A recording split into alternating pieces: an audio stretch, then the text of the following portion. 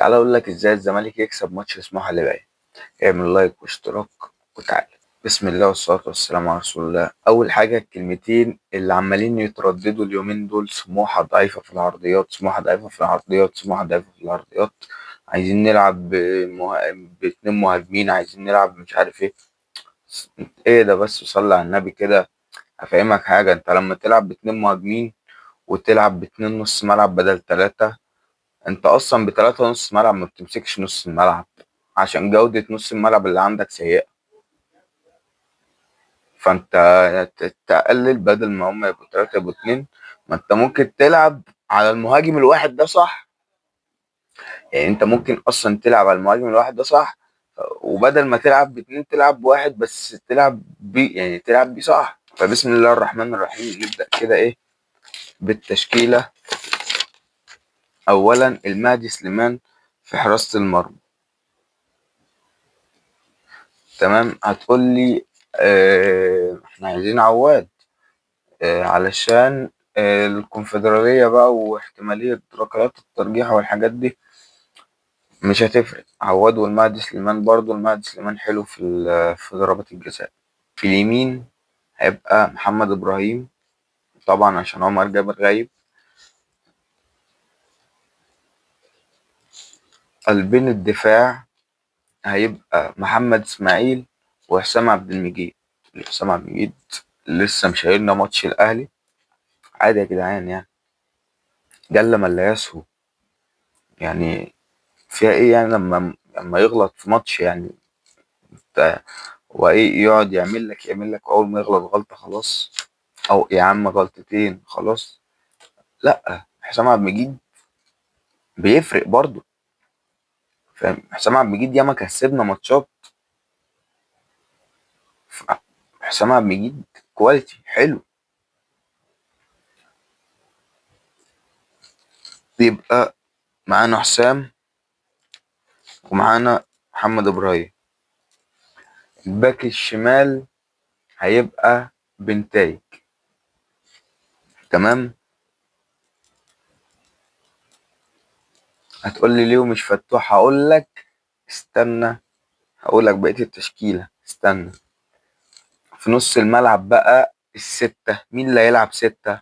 هقول لك محمد شحاتة ما يلعبش ستة.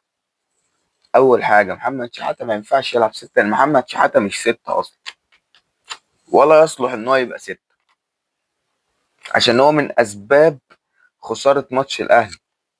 هو أصلا يعني محمد شحاتة ثغرة في ستة، ده بيبقى في ظهره ثغرة بنت لذينة، بيبقى فيه لوب كده، وبيبقى فيه حتة مفقودة ما بين الستة واللي هو الخمسة اللي هو المدافع. طالما محمد شحاتة هو الرقم ستة، فاحنا الستة اللي عندنا هو يوسف الفرنسي، هو الستة الوحيد، وكابتن معتمد دخله في القايمة، فإن شاء الله بإذن الله يبقى إيه، يلعب بيه. فهيبقى يوسف الفرنسي الستة. هيبقى جنبيه التمانية، اللي جنبيه محمد شحاتة. التمانية اللي جنبيه مين؟ شحاتة. شحاتة هينفع في التمانية ويأدي لك في التمانية، هو أصلا إيه، دي الحتة دي بتاعته. قدامهم بقى العشرة اللي يلعب قدامهم يبقى آدم كايد. هتقول لي عبد الله فين؟ هقول لك عبد الله، عبد الله في اللا لا لاند. عبد الله بقاله كام ماتش مرهق، حرفيا حرفيا مرهق جدا. فانت محتاجه في نهائي الكونفدرالية، فريحه شوية، يعني ريحه الماتش ده. هتقول لي هو ده ماتش يريح فيه؟ هقول لك يريحه دلوقتي، وادم كايد مش وحش، يعني انت مش هتحس فرق كبير لو ادم كايد دخل في الماتش. ريحه دلوقتي ويلعب بيه ماتش الكونفدرالية اللي هناك. طبعا يمين بزيرة، شمال فتوح، وراس الحربة هيبقى عدي. انا اكتر واحد في الدنيا في العالم انتقد عدي الدباغ، اكتر بني ادم انتقد عدي الدباغ، بس احنا في امس الحاجة لعدي الدباغ. ناصر منسي مش في حالته، وسيف الجزيري لسه ما رجعش. سيف الجزيري على فكرة لو وقف على رجله يقعد كل مهاجمين الدوري يقعدهم على جنب. بس سيف الجزيري راح في داهية، خرج ولم يعد. فانت عدي الدباغ احسن الوحش، يعني احسن واحد في الثلاثة دلوقتي. ناصر برضو مش في فورمته، بدأ يأنن وبدأ يفكر في نفسه، فده بوظت الدنيا. ناصر بعد عن المنافسة. هتقول لي طب وايه فتوح ده؟ هقول لك فتوح وبنتايج هيبقوا هما الاتنين بيعملوا بقى تشينج مع بعض. هما الاتنين واحد هيخش واحد يرجع، واحد يهاجم واحد يدافع. واديك شفت بنتايج لما بينضم للهجوم بيعمل ايه؟ خد ضربة جزاء قصاد الاهلي.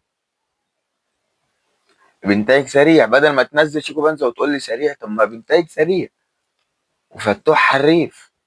يعني الاتنين هيعملوا ميكس جميل قوي مع بعض، يعني احسن من ميكس الفراولة.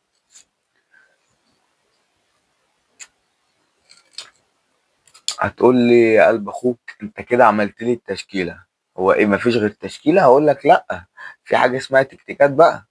التكتيكات ايه هي يا كابتن؟ كابتن مدحت، ارجوك. كابتن مدحت مين؟ كابتن معتمد، ارجوك. الفرقه لو بتلعب لو بلوك، ارجوك بلاش كره طوليه. ارجوك يا كابتن مدحت، ارجوك يا كابتن معتمد، بلاش كره طوليه. ما عندكش اللي ينزل ويلعبك. ما عندكش اللي ينزل ويلعبك في ال 18 هناك. يعني انت تلعب اللو بلوك، هم اصلا متمركزين هناك، او الميديم بلوك برضو. مش ما عندكش اللي يلعبك، ما عندكش اللي يستلم ويلعبك. يعني لو يعني انت ممكن انت 85% مثلا مش تبدأ بالتشكيلة اللي انا عاملها دي. يعني التشكيلة دي يعني اللي هو ده من وجهة نظر انا، يعني التي لا قيمة لها على الاطلاق. فانت مثلا هتنزل ناصر، ناصر بالكرة اللي بتجيله بدماغه ما بيوقفهاش، بيودي في اي حتة. فبلاش يا كابتن الكرة العالية.